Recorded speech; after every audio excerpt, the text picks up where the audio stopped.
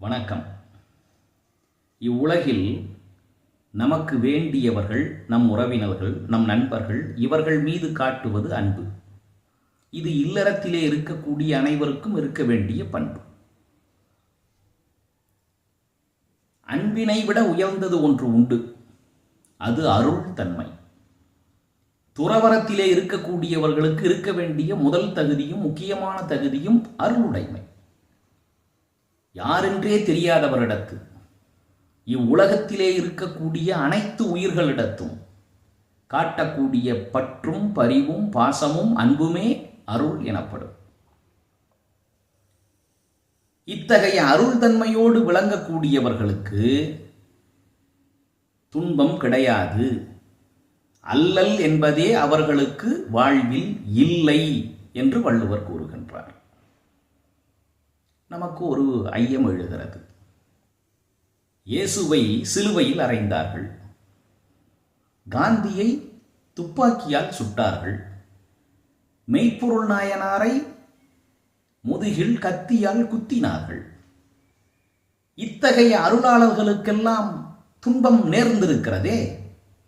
ஆனால் வள்ளுவர் அருளாளர்களுக்கு துன்பம் இல்லை என்று கூறுகிறாரே. இது என்ன குழப்பமாக இருக்கிறது என்று நமக்கு தோன்றுகிறது.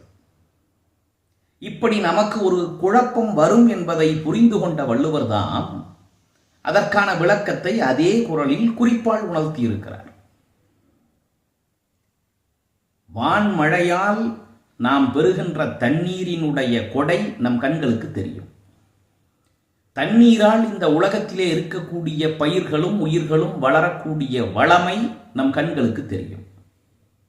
ஆனால் இந்த உலகம் முழுக்க சுழன்று கொண்டிருக்கிறதே காற்று, அந்த காற்று தரக்கூடிய வளமை, அந்த காற்று தரக்கூடிய கொடை, அந்த காற்றின் மூலமாக இந்த உலகம் பெறுகின்ற பயன் நேரடியாக கண்களுக்கு தெரியுமா? அல்லது காற்றின் கொடையை யாராவது கணக்கில் எடுத்துக்கொள்கிறார்களா? ஈகைக்கு உதாரணம் சொல்லும் போது கூட வான்மழை, அந்த மழை நீர், எதைத்தானே உதாரணம் கூறுகிறார்கள்? காற்றை யாரேனும் கொடைக்கு உதாரணமாக கூறுகிறார்களா? அவ்வாறு கணக்கில் எடுத்துக்கொள்ளப்படாவிட்டாலும், கண்களுக்கு புலப்படாவிட்டாலும் காற்றினுடைய கொடைத்தன்மையை நாம் மறுத்துவிட முடியுமா?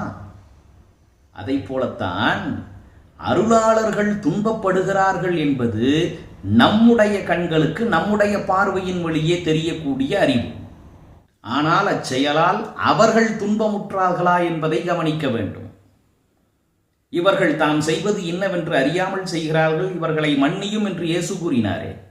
ஹே ராம் என்று சுடப்பட்டவுடன் விழுந்தாரே காந்தி. முதுகில் குத்திய முத்தநாதன் தலையை சீவ வந்த தத்தனிடம் தத்தா நமர் என்று சொல்லி தடுத்து நிறுத்தினாரே. அந்த அருளாளர்கள் அவர்களுக்கு இழைத்த தீங்குகளால் பாதிக்கப்பட்டிருந்தால் இத்தகைய வார்த்தைகள் அவர்கள் வாயிலே இருந்து வந்திருக்காது. அதனால் எப்படி காற்றின் வளமை கண்ணுக்கு தெரியாமல் இருக்கிறதோ அதை போல நம் கண்களுக்கு தவறாக, தீங்காக தெரியக்கூடியவை அந்த அருளாளர்களுக்கு ஒருபோதும் தெரியாது. அவர்கள் அத்துன்பத்தை அனுபவிப்பதில்லை.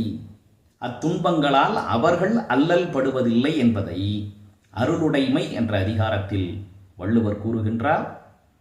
அள்ளல் அருளாழ்வார்க்கு இல்லை, வழி வழங்கும் மல்லல்மா ஞாலம் கரி. நன்றி, வணக்கம்.